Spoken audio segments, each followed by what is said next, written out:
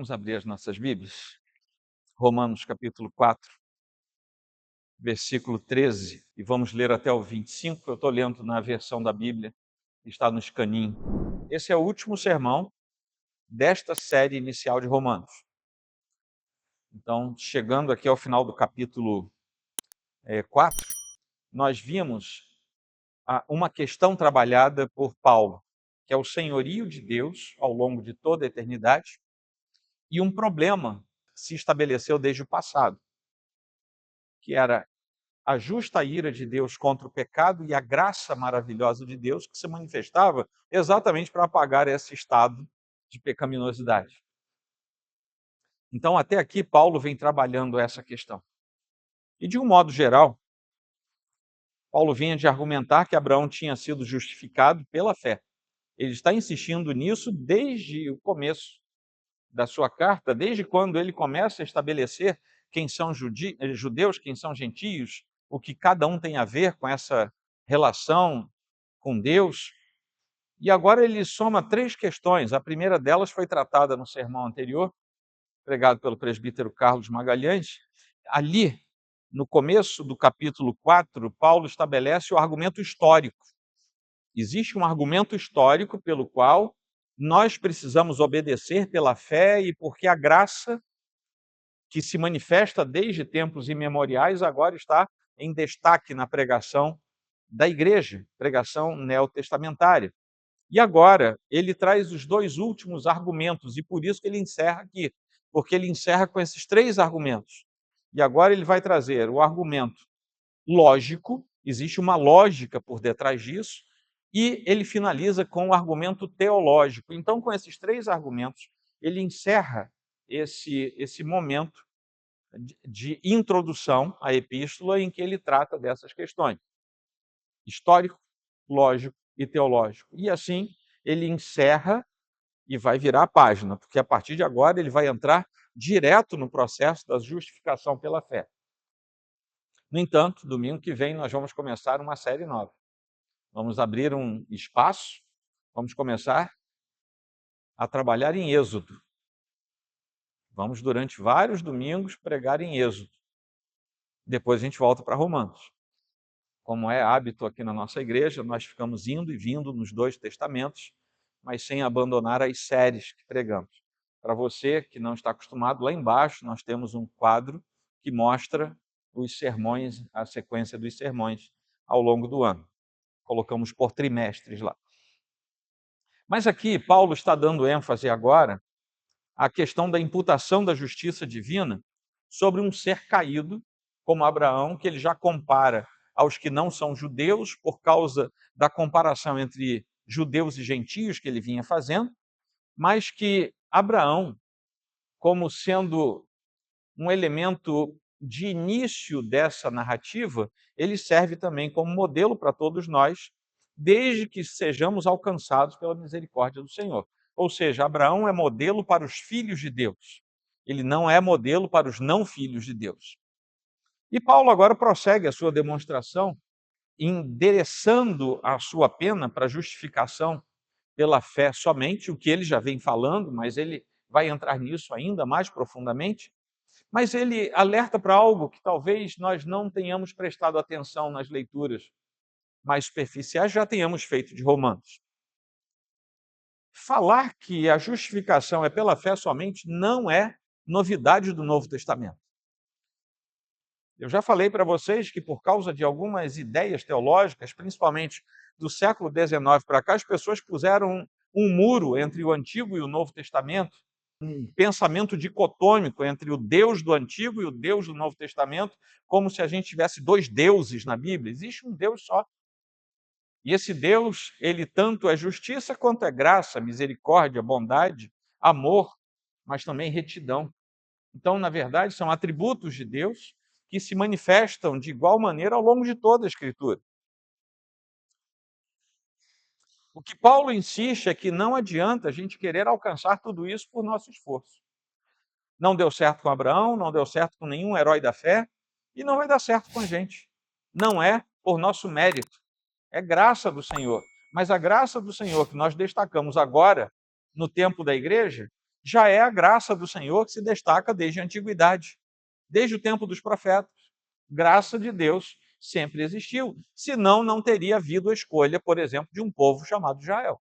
A escolha de Israel foi por graça, porque Deus haveria de chamar Abraão lá em Ur dos Caldeus e dizer: olha, sai daqui, vai para um lugar que eu vou te mostrar. Se não fosse por um ato gracioso de Deus, Deus ia deixar Abraão lá para morrer no meio da sua idolatria. A ideia da promessa, e Paulo fala, eu tive a curiosidade de contar aqui, eu contei 5 vezes a palavra promessa, só nesse trechinho que eu li para vocês. Ele começa a usar essa expressão aqui. Vejam bem, Paulo esperou preparar o nosso coração, dar os argumentos, falar tudo sobre judeus e gentios, falar tudo sobre pecado, falar tudo sobre graça, falar tudo sobre salvação, resgate, comunhão, obediência pela fé, que isso vai passar por toda a epístola aos Romanos. Aí agora ele começa a falar de promessa, não faz sentido falar de promessa sem a gente saber quem é. Não faz sentido Paulo falar de promessa sem a gente saber que não era merecedor de promessa alguma, mas que graciosamente Deus fez isso. E Paulo faz uma conexão nesse finzinho. O Deus da promessa e o Deus da aliança é o mesmo Deus. E aqui é onde ele vai cimentar a conexão entre judeus e gentios. Porque o Deus da promessa e o Deus da aliança é o mesmo. Não são 2 deuses, é um só Deus. É um só Senhor que se manifesta ao longo da Escritura. E Paulo, magistralmente, inspirado pelo Espírito Santo, está nos dizendo: é esse Deus que chamou vocês, nós que aqui estamos, esse Deus que nos conduziu para se tornar Senhor, ainda mais conhecido da nossa vida, uma vez que ele já era o governador de tudo e de todos. Mas pelo chamamento eficaz, nós passamos a reconhecer o senhorio objetivo do Senhor sobre a nossa vida. E aí vamos para o argumento lógico, que vai do versículo 13 até o comecinho do versículo 17. Após o argumento histórico, que foi do trecho anterior, o argumento lógico de Paulo se divide em 3 postulados. Vamos lembrar que Paulo vem de uma formação intelectual que tinha como berço a filosofia helênica, a filosofia grega. Ele argumentava como um grego, embora pensasse como um judeu. Mas a sua escrita mostra, inclusive, o processo de escrita das suas cartas é um processo de escrita epistolar grega. E ele fala que 3 coisas acontecem aqui. A promessa a Abraão se define, e ele fala isso no versículo 13. A promessa de que seria herdeiro do mundo não veio a Abraão ou a sua descendência por meio da lei, e sim por meio da justiça da fé. Então a promessa a Abraão se define. A promessa a Abraão não foi pela lei ou por causa da lei. E aí tem o versículo 13, principalmente o finalzinho dele, e até o versículo 15, em que ele deixa claro, a promessa não foi por causa da lei, a lei tinha um outro uso. E a promessa a Abraão foi pela fé, ou seja, não foi pela lei, mas foi pela fé, o que ele fala no versículo 16 e até o 17. Então, Paulo precisou falar a respeito de Abraão e da sua conexão com a fé, provavelmente por causa da forma como os judeus entendiam isso naquele tempo. Porque eles viam a questão de Abraão e das promessas de Deus de outra maneira. E é por essa razão que eles entendiam que todos aqueles que assumissem um compromisso de obediência à Torá, que era a lei, já seriam considerados filhos de Abraão, ponto final. Bastava ter um compromisso com a lei, tentar resolver as demandas da lei, que você seria considerado um filho de Abraão, portanto, alguém afiliado ao Senhor nacionalmente falando, mesmo estrangeiro que assumisse isso. Você vai, você circuncida, você obedece à lei e pronto. Não tem mais muita coisa para fazer. Ou seja, vejam bem que não existe um elemento de fé arraigado nisso. Existe um elemento de rito, um elemento de seguimento de um princípio. Ora, o problema é que a lei só foi dada depois de Abraão. Aí como é que você junta isso? Eles entendiam que Abraão tinha se disposto a observar a lei antes da existência da lei ao se circuncidar.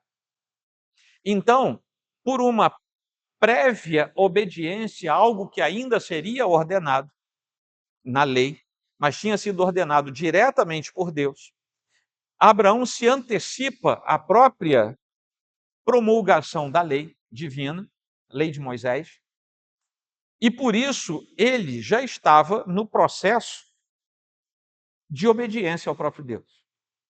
Deu para entender? Por causa disso, é que os judeus que se convertiam ao cristianismo insistiam com os gentios que eles tinham que se circuncidar. Não é que os judeus fossem maus. Ah, eu quero ver agora, você vai se circuncidar. Não é isso. É que eles faziam uma conexão entre um princípio nebuloso de fé e a própria circuncisão. Que, afinal de contas, o pai da fé, aquele nosso grande herói do passado, que obedeceu a Deus, ele se circuncidou antes da lei. Portanto, nós vamos ter que manter isso até o final. No entanto, o que Paulo lembra é que ainda no Antigo Testamento, principalmente os profetas começaram a entender de outra maneira. Começaram a entender que havia uma conexão íntima entre a restauração de Israel e a conversão dos gentios. No ano passado, nós pregamos aqui em Apocalipse e em Daniel. Em Daniel, de capítulo 7 até o capítulo 9, existem ali alguns princípios levantados pelo profeta. O pecado, o exílio, a restauração de Israel, indicando que o cumprimento das promessas feitas a Abraão seria amplo, porque ao final dessa tríade havia também a necessidade, a ideia deixada por Daniel de uma conversão universal das nações gentias. Daniel já falava disso. Mas Isaías vai falar algo parecido, Ezequiel vai falar, Malaquias vai falar, Zacarias vai falar, com linguagens diferentes, mas começam a falar que não era só para os judeus, havia alguma coisa que eles talvez não entendessem bem, que ia também para os gentios. E Paulo, mais uma vez, está alinhado com o texto do Antigo Testamento, o texto dos profetas. Ele não começa, ele não inventa nada. Aqui no versículo 13 que eu li para vocês, tem uma expressão que diz que Abraão era herdeiro do mundo. É uma expressão estranha, não é? Herdeiro do mundo. Isso tem sentido se nós nos lembrarmos de Gênesis 12, os 3 primeiros versículos, onde nós vamos ler que os descendentes de Abraão seriam uma grande nação, que eles herdariam a terra de Israel e que Abraão seria uma bênção para todos os povos da terra, na linguagem de Gênesis, todas as famílias da terra. Vejam bem, desde a promessa feita a Abraão já era abrangente. Os judeus é que colocaram apertado, mas era abrangente, era para os povos, era para as nações. E Paulo, como que dizendo agora, isso se cumpriu em Cristo Jesus. Os nossos olhos se abriram, os horizontes se abriram. Em resumo, Paulo prossegue a sua demonstração de fato, mostrando que a doutrina da justificação pela fé, não por meio das obras da lei, não é uma novidade, mas tem o seu fundamento na Escritura desde os tempos antigos. Aquilo que nós chamamos hoje de Antigo Testamento, Paulo está dizendo, os profetas já falaram disso. Os judeus não podiam reclamar algo para si que eles não seriam capazes de cumprir. Eles não conseguiriam cumprir a lei, porque era impossível cumprir a lei. Nenhum de nós conseguiria. Isso é além da capacidade humana. além até mesmo da nossa total compreensão. Nós não conseguimos compreender plenamente aquilo. E os gentios, nesse momento, precisavam entender que algo novo estava acontecendo. E com relação a isso, nós precisamos entender que a lei de Deus faz exigências, que nós transgredimos e assim nós incorremos na ira de Deus. Por outro lado, a graça de Deus faz promessas, nas quais nós confiamos e assim nós recebemos a bênção de Deus. Não são palavras minhas, está bonito demais para ser meu, isso são palavras do John Stott. Mas aí ele parte para o segundo argumento e último, é o terceiro, na verdade, porque já tínhamos tido histórico antes, que é o terceiro e último argumento, o teológico. A partir do versículo 17b, Paulo faz uma ponte entre o período patriarcal, os primeiros, Abraão, Isaque e Jacó, o período patriarcal e a era cristã. Ao dizer que Abraão foi constituído pai de muitas nações, ele diz que isso aconteceu diante de Deus, que é quem vivifica os mortos, numa alusão clara à vida que o próprio Deus colocou no ventre já morto de Sara. Nós lemos isso aqui no texto. Paulo não está tirando isso do nada, ele está dizendo que aquela mulher não podia mais ter filho. Ela já estava com seu ventre mortificado. Quem colocou vida lá dentro foi Deus. Assim como o corpo morto de Abraão, como nós lemos aqui, os dois, nenhum dos dois podia ter filhos. Isso nós lemos no versículo 19. Quem deu vida para que aquilo acontecesse e o descendente do pai, do patriarca Abraão viesse, foi Deus. Só havia morte, quem colocou vida foi Deus. Mas nós sabemos que Paulo também está apontando para o mesmo poder de Deus que colocou vida em Abraão e no ventre de Sara, porque poucos anos antes de Paulo escrever essa carta, foi ele, o mesmo Deus, quem ressuscitou Jesus Cristo dentre os mortos. E Paulo está fazendo uma conexão clara entre o tempo dos patriarcas e o tempo de Cristo. O mesmo Deus que deu vida aos patriarcas é aquele que deu vida ao seu filho morto por causa dos nossos pecados. E ele ressuscita dentre os mortos, assim vindo a sua vida plena, como tinha vida plena também no ventre de Sara. É exatamente aqui que Paulo demonstra que tanto judeus quanto gentios são aceitos por Deus da mesma forma, que é pela fé, sem obra alguma, porque ninguém pode fazer nada para gerar vida. Só Deus consegue fazer isso. E como eu falei alguns sermões atrás, primeiro Paulo nos nivela por baixo por causa do pecado, mas agora ele está nos nivelando por cima por causa da graça, da misericórdia e do perdão, tanto os judeus quanto os gentios. E nós passamos a andar como um só povo, judeus e gentios, porque nós temos as mesmas coisas em comum: o objeto da fé, a fonte da fé e o resultado da fé, é tudo igual para judeus e para gentios. E nós temos aqui pelo menos 3 considerações deixadas por Paulo nesse ambiente teológico em que ele está fazendo a sua argumentação. Primeiro é que a antiga e a nova aliança são baseadas integral e exclusivamente na fé. Tanto a antiga aliança quanto a nova aliança. Se no meio do caminho os judeus entenderam que os seus ritos poderiam ser esvaziados de fé, eles é que erraram. Não foi Deus que errou. Mas nós temos que ter cuidado, porque na igreja cristã, na era da igreja, muitas vezes nós nos tornamos ritualísticos no nosso culto ao Senhor. E isso é culpa nossa, não é culpa de Deus. Nós, às vezes, somos tão parecidos com os judeus da antiguidade que cometemos os mesmos erros que eles cometeram. Mas o segundo ponto é que a fé não é uma obra e nem se transforma em obra. Temos que ter cuidado com isso, porque a gente bate no peito e diz: a fé é algo que transcende as obras. Eu não consigo agradar a Deus pelo que eu faço. Eu não consigo ser salvo pelas minhas obras. E isso é verdade. Mas aí a gente começa a trabalhar no âmbito da fé e transforma a nossa fé em obras. A fé não foi feita para se transformar em obras. Fé é fé. Agora, a fé verdadeiramente operosa no coração do homem, ela vai deixar frutos. E esses frutos, muitas vezes, são obras. Por causa da fé, por causa de Cristo, por causa da salvação. As obras têm o seu lugar. Tanto é que a Bíblia diz que a fé sem obras é morta. É nesse sentido.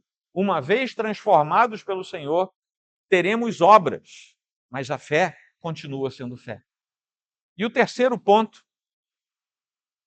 é que esse verbo que ele usa aqui, chamar no versículo 17, ele se refere claramente ao chamado eficaz na sua conexão com a graça irresistível de Deus. O Senhor nos chama. Eu até quando estava vendo isso aqui, eu lembrei do Kalel, porque o verbo é Kalel. O Senhor chama. E Ele chama de modo eficaz, irresistível na sua graça. E esse conceito do chamado eficaz do Senhor irresistível, ele está intimamente ligado à soberania divina e à eleição do Senhor, aquilo que nós encontramos lá em Efésios, capítulo 1, mas que nós vamos ver lá na frente, principalmente em Romanos, capítulo 9. São esses dois argumentos com os quais Paulo finaliza. O argumento lógico, existe uma lógica por trás disso. Conhecereis a verdade vos libertará. Vamos pensar, e Paulo nos leva a pensar. Por que é que isso tudo aconteceu? Ele faz um caminho lógico. Ele já tinha feito um caminho histórico, mas ele encerra com um caminho mostrando a questão da fé. É um caminho teológico. E aí ele encerra essa primeira parte da sua carta. Vamos concluir e vamos aplicar para o nosso coração. Paulo insiste em nos mostrar que Deus fez promessas. Essas promessas serão cumpridas. Nós sabemos isso pela Escritura inteira. E Paulo fala disso de novo. Por uma razão simples, que Deus vai cumprir as suas promessas, porque Ele é Deus. Ele é diferente do homem caído, que se pega muitas vezes em discordância com aquilo que Ele próprio promete. Deus fez promessas, elas serão cumpridas porque Ele é Deus, e isso basta. Mas as promessas que Deus fez não dependem da lei, não dependem de qualquer outra coisa que não do próprio Deus. Ele fez porque quis fazer. Soberanamente, Deus prometeu várias coisas. Soberanamente, Deus vai cumprir tudo aquilo que Ele prometeu. É porque Ele é Deus. Não depende de nenhum outro elemento, de nenhuma outra coisa, por belo que seja, por lícita que seja, não depende. Deus cumpre porque Ele é Deus. Até porque, se as promessas de Deus dependessem de outras coisas, da lei, seja lá do que fosse, da igreja visível, seria impossível receber essas promessas, porque ninguém consegue obedecer perfeita e totalmente à lei ou qualquer outra coisa, qualquer outro estatuto. Isso só nos traria condenação, mas nos traz salvação, graça e misericórdia, porque é uma promessa de Deus que não depende de nós, depende dele. E é por isso que nós somos guiados e abençoados. E é por isso que a gente tem certeza que no final de tudo, quando as últimas promessas estiverem se cumprindo, a última promessa vai se cumprir e nós vamos entrar pelos portais eternos. Tudo vai acontecer como Deus prometeu, sem uma vírgula de algo que nós possamos ter feito. Foi Deus. Ao nos apresentar esse primeiro argumento de hoje, o argumento lógico, Paulo está nos instruindo sobre a única maneira de realmente termos uma percepção clara e podermos ver o cumprimento das promessas de Deus, que é exclusivamente pela fé. Seja isso para judeus, seja para gentios, é a fé. Porque a fé não depende do que o ser humano faz, mas exclusivamente do Deus que prometeu. A maioria dos grandes heróis da história da redenção morreu sem ter visto todas as promessas cumpridas. Porque nem todas as promessas de Deus são para o nosso tempo de vida, mas são para a redenção como um todo. Abraão não viu Jesus Cristo, mas ele creu na promessa que viria lá na frente. Isaías profetizou sobre o Senhor, mas ele não viu o Senhor. Morreram crendo que a promessa seria cumprida. Nós já vivenciamos muitas promessas que os grandes heróis da Bíblia não vivenciaram. Mas nós não vivenciaremos todas as promessas, a menos que o Senhor venha no nosso tempo, buscar a igreja. Porque várias promessas do Senhor são para a história da redenção e não para nós como indivíduos. Não necessariamente. Já nesse argumento teológico, que é o que vai terminar esse texto, esse contexto do senhorio de Deus, que foi o contexto até aqui, até o capítulo 4, mas que traz o processo da graça em contraposição à ira de Deus contra o pecado, Paulo reforça que a justificação pela fé não é uma ideia nova, ela está permeando toda a Escritura desde a antiguidade, porque desde Abraão, Deus já mostrava que a salvação só pode vir pela fé e jamais pode vir pelas obras. Obras não são para a salvação. Obras são resultado da salvação. Ou seja, a palavra de Deus nunca descarta as obras, mas elas têm um lugar certo. Deus não nos chamou também para sermos inertes. Temos obras a fazer, mas elas têm um lugar certo, não são para a salvação. E isso aponta diretamente para Jesus Cristo. Assim como Abraão confiou em Deus, mesmo quando tudo parecia impossível, mesmo quando parecia que havia morte nele e na sua mulher Sara, que não conseguiam ter o filho da promessa, mas era o filho da promessa. Deus faz com que o filho da promessa venha porque a promessa era de Deus. E essa é a tese de Paulo. E é assim que é a nossa vida. Nós não esperamos pelo que vemos, nós não esperamos sequer pelo que experimentamos. Nós esperamos porque sabemos que a promessa veio de Deus. E ponto final. E se foi Deus que prometeu, vai fazer. E é por isso que tudo isso aponta para Jesus Cristo, que morreu por nossos pecados, ressuscitou depois para garantir a nossa salvação. Essa é a percepção que nós precisamos ter em toda a nossa vida. É pela fé em Jesus Cristo. Não é por outra coisa, não é por nosso mérito, é pela fé em Jesus Cristo. Não há nada que nós possamos fazer. Não há nada que eu possa fazer para dizer, puxa, eu fiz isso assim, assim, e a graça de Deus veio sobre mim. Graça é graça. Senão a gente compraria. Graça é graça. É gracioso, é gratuito. É pela fé em Jesus Cristo, não por algo que nós possamos fazer. Eu já repeti isso várias vezes hoje. É porque é importante. E tudo isso vai nos encaminhar para uma vida de obediência pela fé, que é o fio que perpassa todo o texto de Paulo aos Romanos. Obediência pela fé. Amém, queridos? Entenderam esses dois argumentos? Eles fazem parte da construção do nosso pensamento sobre aquilo que Paulo falava. Mas eu tenho mais duas conclusões e aplicações aqui. Tanto na antiga quanto na nova dispensação, a justificação é pela fé. Nós vimos isso. Os que viveram antes de Jesus Cristo foram justificados pela fé da mesma maneira que aqueles que são justificados hoje, que estão após Cristo Jesus. Deus é o mesmo. O método da salvação é o mesmo. Ao longo de todo o tempo, o Senhor salva da mesma maneira. Abraão foi justificado pela fé, assim como nós somos justificados pela fé hoje. Há uma total consistência entre o Antigo e o Novo Testamento na maneira de Deus salvar o pecador.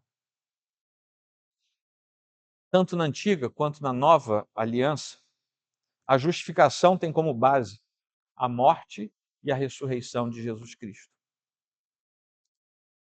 É porque os nossos pecados foram lançados sobre Jesus que nós somos salvos. Ele morreu para levar os nossos pecados. Ele morreu e a eficácia da sua morte substitutiva agradou ao Pai. Mas ele não ficou morto, ele ressuscitou. Tanto a morte como a ressurreição de Jesus são obras de Deus Pai por causa das promessas desse mesmo Deus Pai. Ele entregou Jesus, ele o entregou à morte e ele o ressuscitou por nós.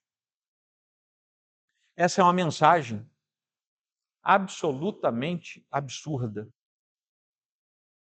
se você não for tocado pelo Espírito Santo. Se a pessoa não for iluminada pelo Espírito Santo, essa é uma mensagem absurda. Como é que Deus ia fazer isso com o filho dele? E tem outra coisa, eu não sou tão mau assim. Eu nem precisava disso. Um dia desse, um pseudo-crente fala nas mídias sociais, Jesus morreu porque quis, eu não pedi isso a ele. Sujeito dizendo-se cristão. É claro que a gente não podia pedir isso a ele, porque o homem natural, nem ele tendo morrido, acredita nisso. Somente aquele que é chamado por aquele chamado eficaz, que eu falei ainda há pouco, é que tem os seus olhos abertos e identifica o sacrifício da cruz como algo que de fato não apenas aconteceu, mas aconteceu de forma vicária e substitutiva. E aqui está um apelo para nós. Eu não sei se aqui entre nós há alguém que ainda não tenha experimentado uma relação direta com o processo da salvação que só existe em Cristo Jesus. Mas uma coisa é verdade. Todos os que estamos aqui nesta tarde, noite, início de noite, fomos expostos a uma verdade bíblica.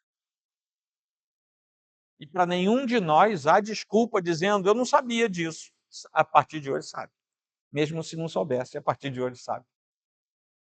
E qualquer desculpa de uma pretensa inocência caiu por terra hoje. Porque todo mundo ouviu o que eu falei. Jesus foi até a cruz, porque o Pai o entregou por nós. Ele o ressuscitou por nós. Depois, ele foi glorificado por nós. E ele está à direita de Deus Pai, intercedendo também por nós. Um dia, ele vai voltar e vai buscar todos os que creram nisso. E ninguém mais. Somente os que creram nisso. Amém? Última conclusão e aplicação. Abraão creu plenamente nas promessas e creu plenamente no Deus dessas promessas. Ele não creu apenas nas promessas. Ele creu no Deus que proferiu aquelas promessas. Os cristãos do primeiro século também creram. Cristãos ao longo de 21 séculos também creram. Nem todos creem. Tem gente que diz que é cristão e não crê nas promessas de Deus, não crê no Deus da Bíblia, não crê na palavra de Deus, não crê no céu, não crê no inferno, não crê em tanta coisa, que um dia vai descobrir que era melhor ter ficado lá fora e não ter tentado entrar. Só que ambos, os judeus e os cristãos, que creram nas promessas ao longo da história da redenção, ambos precisam lutar o tempo todo, assim como os judeus precisavam e os cristãos do primeiro século também precisavam, nós também precisamos lutar contra aquilo que nos cerca, que muitas vezes depõe contra o cumprimento das promessas de Deus. Quantos de nós nunca fomos assaltados por um pensamento parecido, mas isso está demorando demais. Esse sofrimento está prolongado demais. Essa angústia está muito longa. O tempo está esticado demais. Eu acho que eu não vou aguentar. Só que com base em Romanos 4, que nós acabamos de trabalhar nesses últimos 2 domingos, nós vemos que crer que Jesus ressuscitou, prestem atenção nisso, crer que Jesus ressuscitou dos mortos faz o crente em Deus exercer a mesma qualidade de fé de Abraão. Você já parou para prestar atenção nisso? Você que olha para você no espelho espiritual, se é que isso existe, e vê ali um crente, que você diz assim, eu sou um crente pequenininho, simplesinho. Quem sou eu perto desses gigantes da fé? Ninguém. Ninguém aqui, nem eu, nem vocês. A gente olha assim e fala, eu não sou ninguém perto desses grandes vultos que Deus levantou ao longo da história, na antiga e na nova aliança. A gente não é nada. Tem gente que passa pela história da redenção e o nome fica marcado, a gente nunca mais para de falar no sujeito. A gente vai passar e ninguém vai lembrar da gente. Só quem está mais perto da gente que lembra. Porque nós não somos indivíduos da história nesse sentido, nós somos indivíduos da comunidade. No entanto, se nós cremos que Jesus ressuscitou dos mortos, nós exercemos a mesma fé dos grandes heróis. Nós vamos entrar no céu junto com esses grandes homens e mulheres de Deus. Por causa da fé, não por causa dos nossos atos. Por causa da fé. Nós cremos na mesma coisa que eles creram. Então, meus irmãos, numa perspectiva prática, qualquer que seja o problema ou pressão que esteja sobre nós ao longo da nossa vida, neste momento, por exemplo, não é nada comparado com o tamanho da fé que você já começou a exercer. Por causa de Deus, não por sua causa. Os problemas se minimizam. Uma vez que alguém já compreendeu o fato de que alcançou as coisas difíceis e não tem coisa mais difícil. Meus irmãos, é que a gente é crente, mas não tem coisa mais difícil para o ser humano que crer na ressurreição, crer contra a desesperança. Como Abraão creu contra a desesperança, ele leu, ele esperou crendo, com fé. E a nossa fé é igual a de Abraão, não para realizar coisas, mas para sermos salvos em Cristo Jesus. É a mesma fé.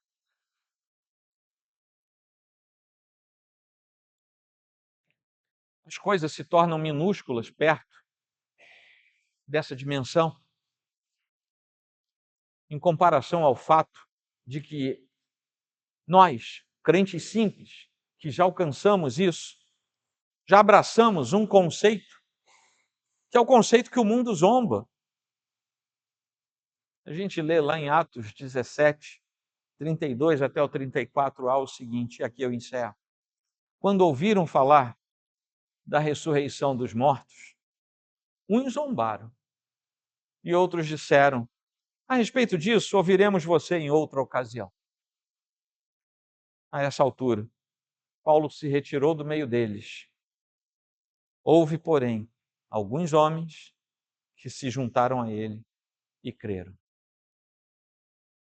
No meio da zombaria do mundo, a palavra de Deus continua tocando alguns que começam a crer, alguns que se juntam e creem.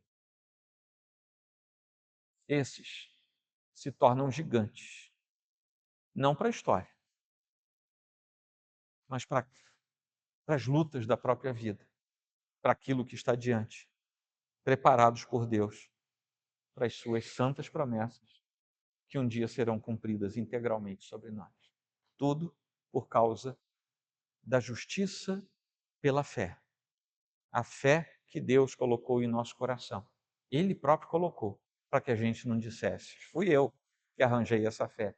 Ele coloca em nós, para que toda glória seja dele e não nossa.